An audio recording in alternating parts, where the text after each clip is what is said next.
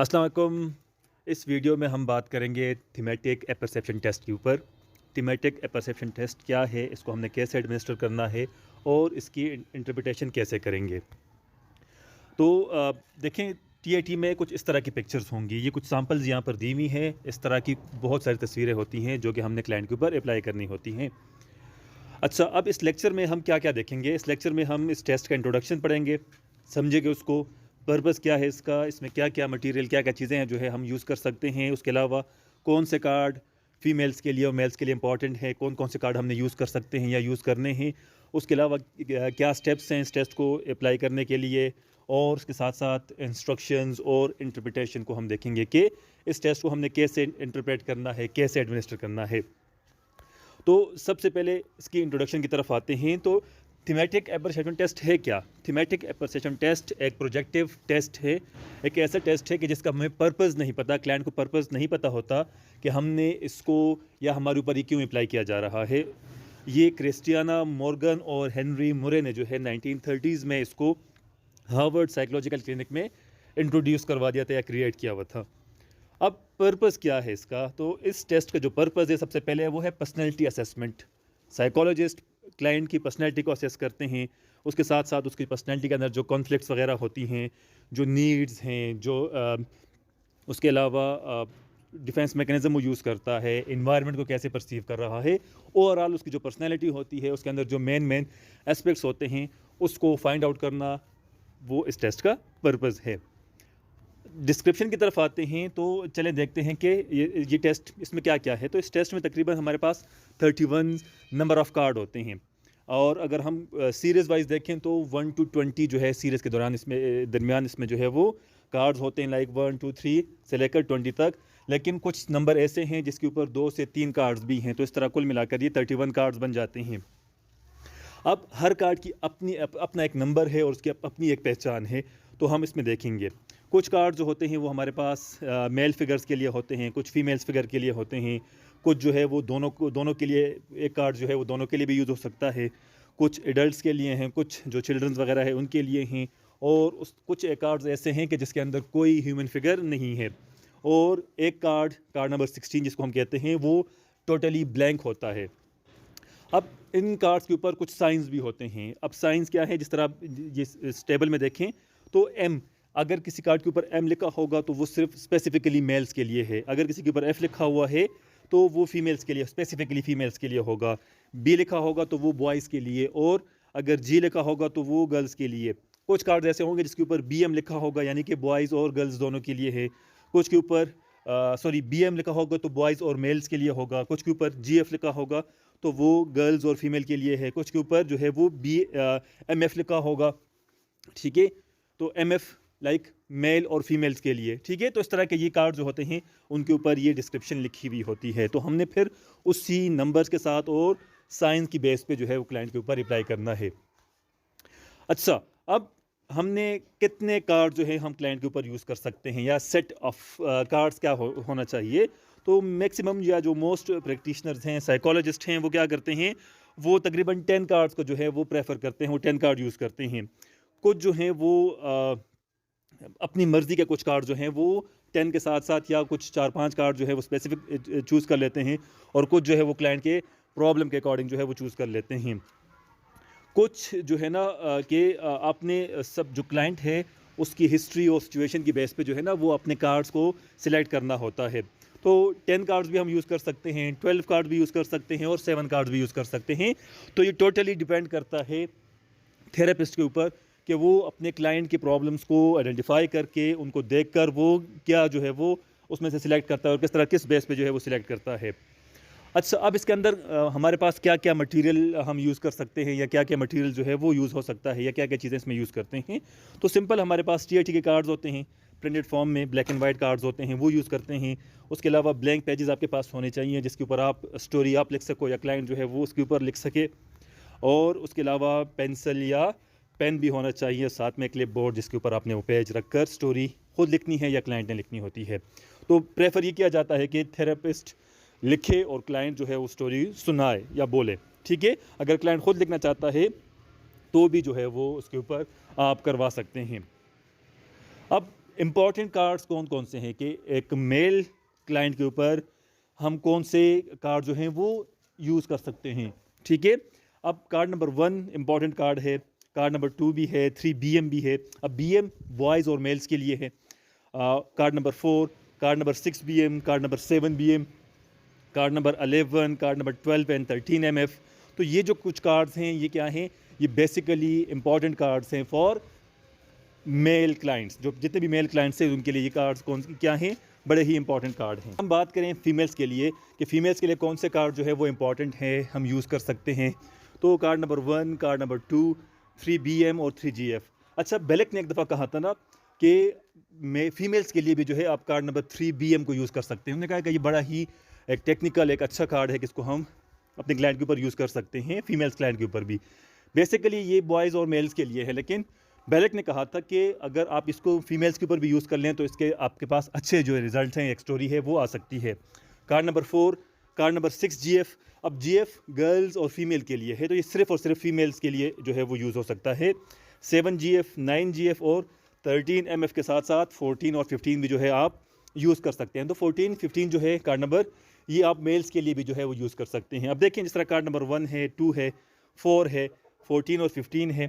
अब इन कार्ड्स के साथ कोई भी जो है ना वो नहीं है, ना एक न साथ में मेंशन है G, न साथ में F है, न BG है, न GF है, न BF है, ठीक है, या MF है। तो इट मीन्स कि ये न्यूट्रल कार्ड्स हैं, या आप किसी भी क्लाइंट के ऊपर आप यूज़ कर सकते हैं। इस टेस्ट के अंदर क्या क्या स्टेप्स हैं?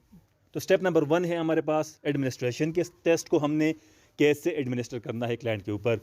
दूसरा जो स्टेप है वो है इंटरप्रिटेशन, कि इसकी इंटरप्रिटेशन कैसे करनी है, और इंटरप्रिटेशन के बाद हम इसकी रिपोर्ट राइटिंग कैसे करेंगे, या हमारे अपनी फाइंडिंग्स हम कैसे बताएंगे कि इस टेस्ट की जो स्टोरीज़ हैं उस स्टोरीज़ को हमने जो इंटरप्रेट किया, अब उसके हमारे पास क्या रिज़ल्ट है, अब उस रिज़ल्ट को हम कैसे लिखेंगे। तो ये सारे स्टेप्स जो है हम इस TAT के अंदर जो है वो कवर करेंगे। तो स्टेप नंबर 1 क्या है? स्टेप नंबर 1 एडमिनिस्ट्रेशन है। तो एडमिनिस्ट्रेशन के लिए क्या है कि आपने इस टेस्ट को एडमिनिस्टर कैसे करना है। तो अब इसमें हमने पहले पिछले कुछ टाइम पहले भी बात की इसके ऊपर कि 10, 12 या 20 कार्ड भी जो है आप यूज़ कर सकते हैं। इवन के 7 कार्ड्स भी जो हैं वो आप यूज़ कर सकते हैं। वो आपकी अपनी स्किल्स और एक्सपीरियंस के ऊपर बेस करता है कि आप कार्ड की सिलेक्शन कैसे करते हैं और उसको जो है आप अप्लाई करके फिर उसको इंटरप्रेट कैसे करते हैं। तो आपने 10 कार्ड्स, 20 कार्ड्स, 12 कार्ड जो है वो आप यूज़ कर सकते हैं क्लाइंट के ऊपर एट अ टाइम, लेकिन 1 बाय 1 एक एक करके। अब हर कार्ड के लिए क्या होता है, आपके पास 5 मिनट्स होते हैं कि क्लाइंट उसके ऊपर स्टोरी बनाए। तो आपने क्लाइंट को क्या करना है, एक कार्ड दिखाना होता है कि ये कार्ड है और इसके ऊपर आपने क्या करना है, स्टोरी बनानी है। तो आगे जाकर हम इसको देखेंगे कि आपने उनसे स्टोरी में क्या क्या लिखवाना है। 5 मिनट जिस तरह के इसके ऊपर होते हैं और क्लाइंट ने एक पेज के ऊपर, या आप एज ए साइकोलॉजिस्ट आप एक पेज के ऊपर स्टोरी को जो है वो लिख सकते हैं। और फिर क्या है नेक्स्ट हमारे पास स्टेप क्या होता है, इंस्ट्रक्शंस होती हैं कि हम क्लाइंट को इंस्ट्रक्शंस देते हैं। अब बेसिकली इस इंस्ट्रक्शंस में हम क्या करते हैं, क्लाइंट को बताते हैं कि ये टेस्ट एडमिनिस्टर कैसे हो रहा है, और क्लाइंट ने स्टोरी बनानी है, कैसे बनानी है, क्या क्या करना है, वो सब बातें हमारी इंस्ट्रक्शन में आ जाती हैं। तो चलें आते हैं इंस्ट्रक्शन की तरफ। तो इंस्ट्रक्शंस क्या होगी कि हम वर्बली क्लाइंट को बोलेंगे और समझाएंगे कि लाइक जिस तरह यहाँ पर लिखा हुआ है कि ये एक टेस्ट है जिसको हम इंटेलिजेंस टेस्ट भी कह सकते हैं, या इमेजिनेशन है। और आपने क्या करना है कि मैं आपको कुछ कार्ड दिखाऊंगा एक एक करके, और आपने मुझे उसके ऊपर एक स्टोरी ड्रामेटिक अंदाज में जो है वो बनानी है, यानी कि एक मुकम्मल स्टोरी जो है वो बनानी होती है। तो अब आपने क्या करना है, उस स्टोरी के अंदर क्या क्या हो, उस स्टोरी के अंदर सबसे पहले जो है वो what has led up to the story, ठीक है, ये led up to the event. ये जो मैं आपको पिक्चर दिखा रहा हूँ, आप क्लाइंट को एक पिक्चर दिखाओगे, उसको पिक्चर हाथ में दोगे, उसको वो देखेगा, समझेगा, ठीक, ऑब्जर्व करेगा, और आप उसे कहोगे चलो अब मुझे बताओ कि इस स्टोरी में आपके पास आपको क्या क्या नज़र आ रहा है, ठीक है। उसमें सबसे पहले आपने बताना होगा वो क्या है कि what has led up to the event, कि इसमें जो इवेंट शो हो रहा है, जो पिक्चर आपको शो हो रही है, इसमें हुआ क्या था। इट मीन्स के पास्ट, क्या आपने पास्ट बताना है। देन क्या करना है कि अब राइट नाउ हो क्या रहा है इस पिक्चर के अंदर, अभी जो है वो बेसिकली हो क्या रहा है, तो आपने वो बताना है। और उसके बाद लाइक प्रेजेंट हम कहेंगे ना इसको, पहले क्या था पास्ट, अब क्या कहेंगे इसको हम प्रेजेंट कहेंगे। देन क्या होगा कि what the characters feelings and thinking, फिर आपने बताना है कि इसके अंदर जो कैरेक्टर्स आपको नज़र आ रहे हैं, जो लोग हैं, वो उनकी फीलिंग्स क्या हैं, उनकी थिंकिंग क्या है, ठीक है। इवन कि आप अगर उनके रिलेशनशिप्स भी बता दो, नेम्स वगैरह भी बता दो, तो वो ज़्यादा बेहतर रहेगा, एक स्टोरी कंप्लीट होगी। देन आपने बताना है कि इसका आउटकम क्या निकलेगा, यानी कि एंड क्या होगा, फ्यूचर क्या होगा। तो बेसिकली इन 4 पॉइंट्स के अंदर हमारे पास 3 चीज़ें जो आ जाती हैं, पास्ट, प्रेजेंट और फ्यूचर। ये 3 चीज़ें स्टोरी के अंदर होनी चाहिए। ये अपने क्लाइंट से लाजमी लिखवानी होती है ये जब चीज़ें। अब लाजमी नहीं है कि क्लाइंट आपको सबसे पहले पास्ट ही बताए, ठीक है, वो कुछ भी आपको बता सकते हैं, लेकिन स्टोरी के अंदर ये चीज़ें जो है वो कम से कम ये चीज़ें होनी चाहिए। उसके अलावा कौन कौन है, उनका आपस में रिलेशनशिप क्या है, उनके नाम वगैरह क्या हैं, ये सब चीज़ें स्टोरी के अंदर होनी चाहिए। फिर अपने क्लाइंट से कहना है कि आपने क्या करना है, जो आपके माइंड में जो थॉट्स आ रही हैं इस पिक्चर को देखकर, आपने वो चीज़ें सब मुझे बतानी हैं। क्या आप समझ गए हैं कि मैं आपसे क्या क्या पूछना चाह रहा हूँ या स्टोरी से क्या क्या लिखवाना चाह रहा हूँ। तो जब क्लाइंट कहेगा हाँ, तो आपने आगे प्रोसीड करना है। अगर वो कहते हैं नहीं समझ नहीं आई, तो अगेन आपने उसको सिंपल वर्ड्स में बताना है कि ये जो टेस्ट हम करने जा रहे हैं इसमें मैं आपको एक एक करके पिक्चर्स दिखाऊंगा और आपने क्या करना है, उन पिक्चर्स को ऑब्ज़र्व करना है। और ऑब्ज़र्व करने के बाद आपने क्या करना है, उसके ऊपर एक स्टोरी लिखनी है जिसके अंदर पास्ट हो, प्रेजेंट हो, फ्यूचर हो, और जो कैरेक्टर्स हैं उनकी नेमिंग हो, कैरेक्टर्स जो हैं वो क्या सोच रहे हैं, उनकी फीलिंग्स वगैरह क्या हैं, ये सब चीज़ें आपने बता देनी है। आपके पास हर स्टोरी के लिए 5 मिनट होंगे। इस तरह कुल मिलाकर 50 मिनट्स बन जाते हैं अगर मैंने क्लाइंट के ऊपर 10 कार्ड जो है वो यूज़ करने हैं। अगर क्लाइंट कहते हैं हाँ जी समझ आ गई है, तो अब आप क्या करोगे, उसको एक एक करके पिक्चर दिखाओगे। अब पिक्चर्स के लिए मतलब लाइक 5 मिनट्स हैं, तो आपने क्लाइंट को पिक्चर दिखा दी और उससे बताना है कि 5 मिनट के अंदर आपने इस पिक्चर को देखना भी है और उसके ऊपर स्टोरी जो है वो लिखनी है या बतानी है। तो फिर आपने क्या करना है, पिक्चर्स उनको दिखा देनी है और स्टोरीज उनसे लिखवा लेनी है। 10 कार्ड्स के ऊपर जब हो जाएगी, फिर आपने क्या करना है, नेक्स्ट स्टेप की तरफ जाना है जिसको हम कहेंगे इंटरप्रिटेशन। अब इस स्टेप में क्या होगा कि एक आपके पास एक फॉर्म होगा, शीट होगी। तो आपने फिर स्टोरीज़ के अंदर साइकोलॉजिस्ट क्या करेगा, स्टोरीज़ को लेकर एक एक स्टोरी को लेगा और ये वाला जो फॉर्म है उसको अप्लाई करेगा। इस तरह का एक फॉर्म होता है, जिस तरह ये यहाँ पर पिक्चर लगी हुई है, जिसमें ये सब चीज़ें होंगी। तो फिर आपने स्टोरी में से ये चीज़ें निकालनी है कि नेम वगैरह क्या है, ये आगे जाकर हम देखेंगे कि ये हम चीज़ें किस तरह स्टोरी के अंदर से निकालेंगे। तो हर स्टोरी के लिए ये शीट सेपरेटली यूज़ होगी। अच्छा, अब हम आ रहे हैं उस शीट की तरफ कि उस शीट के अंदर क्या है, उसको हमने कैसे क्लाइंट से मतलब स्टोरी के अंदर से हमने चीज़ों को कैसे निकालना है। तो सबसे पहले अगर हम उस शीट को देखें तो टॉप पे देखें TAT के नीचे लिखा हुआ है नेम। तो इसमें सबसे पहले हम क्या करेंगे, क्लाइंट का नेम लिखेंगे। जो भी क्लाइंट का नेम होगा हम वो यहाँ पर लिख लेंगे। देन क्या होगा, हमारे पास जो नेक्स्ट है वो है स्टोरी नंबर। ये सिंपल क्या होता है कि अगर आपने क्लाइंट को एक कार्ड दिखा दिया है, अब उस पहले कार्ड के ऊपर जो स्टोरी बनाएगा तो स्टोरी ऑटोमेटिकली स्टोरी नंबर 1 हो जाएगी। बेशक कार्ड नंबर जो भी हो, लेकिन स्टोरी नंबर वो 1 हो जाएगी। फिर आप दूसरा कार्ड दिखाओगे, उसके ऊपर स्टोरी लिखेगा या बोलेगा तो वो स्टोरी नंबर 2 हो जाएगी। तो ये स्टोरी नंबर 2 हो जाएगी। फिर क्या है, TAT पिक्चर नंबर। अब इसमें क्या करेंगे हम कि जो हम कार्ड दिखा रहे हैं उस कार्ड के ऊपर बेसिकली उसका अपना एक नंबर होगा, आइडेंटिफिकेशन नंबर होगा। लाइक जिस तरह मैंने कहा ना, card number 1 2 3BM 3GF 4 5 6GF, इस तरह ना। तो वो आपने यहाँ पर वो नंबर लिखना है जो कार्ड के ऊपर होगा। फिर उसका मेन थीम क्या है, जो क्लाइंट ने मुकम्मल आपको स्टोरी बताई हुई है, उस स्टोरी को आपको उसका अपने खुलासा निकालना है। देखें कि ये एक लड़का है जो कि बैठा हुआ है और ये सोच रहा है कि इसने वायलिन बजाना है। ये वायलिन कैसे बजाएगा, कल इसने स्कूल में जाकर परफॉर्म भी करना है। तो इसके टीचर ने कहा था कि आपने लाजमी इसको जो है सीख कर आना है, इसको बजाना है। और ये किसी से हेल्प लेगा, अबू से हेल्प लेगा और उसकी स्टोरी जो है वो, और ये जो है वो इसको बजा लेगा। अब ये ओवरऑल स्टोरी है। अब इसका हमने खुलासा लिखना है कि एक बच्चा है जिसने कल स्कूल में जाकर परफॉर्म करना है और अभी ये सोच रहा है कि इसको कैसे बजाएगा और प्रैक्टिस करके ये सीख लेगा। दिस इज़ व्हाट, ये उसका खुलासा आ गया है। तो मेन थीम में अपने इस तरह का 2-3 लाइंस में इसका खुलासा लिख देना है। नेक्स्ट जो हमारे पास पॉइंट है वो है मेन हीरो, कि स्टोरी के अंदर हीरो कौन है।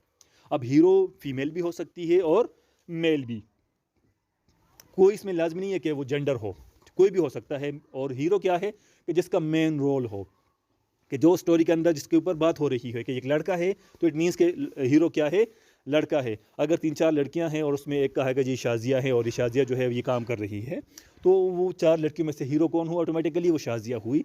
तो इस तरह अपने हीरो का यहाँ पर मेंशन कर देना है कि जो भी हो। फिर इसी के साथ उसका जेंडर क्या है, शाजिया है तो जेंडर फीमेल हो जाएगी। फिर उसके बाद उसका वोकेशन, वो क्या कर रही है।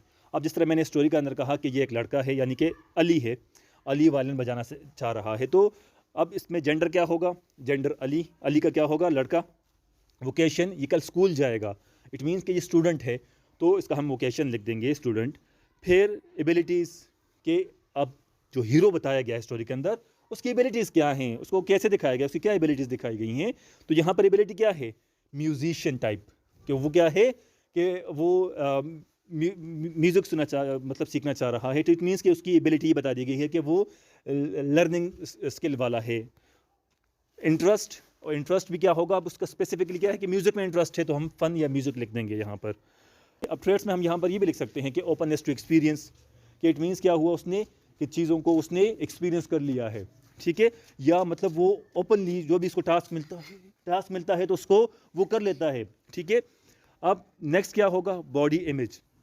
बॉडी इमेज हम ये देखेंगे कि एक हीरो को उसके बॉडी इमेज को कैसे दिखाया गया है। अब अगर यहाँ पर होता कि ये रो रहा है, इससे काम नहीं हो रहा, ये कल जाकर स्कूल में इसको मार पड़ेगी, तो अब ये क्या है, ये पुअर सेल्फ इमेज है। अब अगर ये बताएगा, जिस तरह ये बताएगा कि ये सोच रहा है कि इसको कैसे बजाएगा, और ये अपने फादर से हेल्प आउट लेगा और ये सीख जाएगा और कल बजा लेगा, तो बॉडी इमेज या सेल्फ इमेज कैसे दिखाई गई है, पॉजिटिव दिखाई गई है। तो अब अगर बीमार है तो पॉजिटिव इमेज क्या होगी, पुअर होगी, और अगर ये एक्टिव है, हेल्दी है, सीख रहा है, तो ये पॉजिटिव बॉडी इमेज क्या होगी, पॉजिटिव और अच्छी होगी। नेक्स्ट जो हमारे पास पॉइंट है वो है एडिक्वेसी ऑफ द स्टोरी। यहाँ पर हम ये देखेंगे कि जो क्लाइंट ने स्टोरी की प्लॉटिंग की है, स्टोरी बताई गई है, वो कितनी एडिक्वेट है, कितनी रियलिस्टिक है, कितनी अप्रोचेबल है, ठीक है। तो उसको हम देखेंगे कि क्या आया ये पिक्चर के साथ मैच कर रही है। अब लाजमी नहीं है कि 100% ही मैच करे, लेकिन कम से कम वो हो कि बच्चा म्यूज़िक वायलिन को देख रहा है, बजाय वो कहे कि जी कि ये बच्चा टीवी को देख रहा है, तो अब ये अप्रोप्रिएट तो नहीं होगी ना। तो हमने यहाँ पर उसको आगे इस तरह देखना है कि कितनी अप्रोप्रिएट है। ब्रैकेट में देखें, 1 टिक लगा हुआ है, फिर 2 टिक हैं और फिर 3 है, कि अगर स्टोरी जो है वो इनएडिक्वेट होगी, मतलब अप्रोप्रिएट नहीं होगी, तो हम 1 टिक करेंगे, अगर बराबर होगी तो 2 टिक करेंगे, और अगर बहुत ज़्यादा मतलब प्रॉपर और एडिक्वेट स्टोरी है तो उसको हम 3 टिक्स करेंगे, उसको टिक करेंगे। नेक्स्ट जो हमारे पास पॉइंट है कि वो main needs and drives of the hero. यहाँ पर हम क्या लिखेंगे कि जो हीरो की नीड्स हैं वो हम यहाँ पर लिखेंगे। अब यहाँ पर क्या हो रहा है कि प्रॉपर TAT की इंटरप्रिटेशन शुरू हो रही है। तो यहाँ पर हम जो क्लाइंट की नीड्स वगैरह होंगी स्टोरी के अंदर वो देखेंगे। अब फ़र्ज़ कर लें इसी स्टोरी को देख लेते हैं कि अली जो है वो वायलिन को देख रहा है और सोच रहा है कि मैं इस वायलिन को कैसे बजाऊंगा। अब इसमें यहाँ पर क्या है, अब हम देखेंगे कि इसकी नीड क्या है। तो इसकी नीड क्या है, अचीवमेंट, कुछ सीखना है ना, तो सीखने के लिए क्या है, उसकी अचीवमेंट है कि उसने एक चीज़ सीखनी है। तो यहाँ पर नीड क्या आ जाएगी, अचीवमेंट उसकी आ जाएगी, ठीक।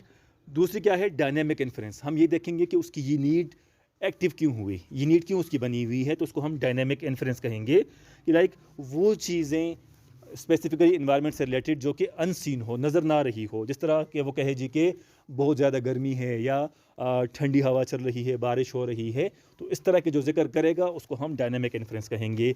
ये रोल प्ले करता है क्लाइंट की नीड को उभारने में। तो इस तरह करके हम क्या करेंगे कि हम TAT को स्टेप बाय स्टेप जो है वो इंटरप्रेट करते जाएंगे। नेक्स्ट वीडियो में हम इंशाल्लाह इसके जो बाकी पार्ट्स हैं कि वो कॉन्फ्लिक्ट्स वगैरह, इन्वायरमेंट कैसा है, और उस सब चीज़ों को इंशाल्लाह हम नेक्स्ट वीडियो में कवर करेंगे।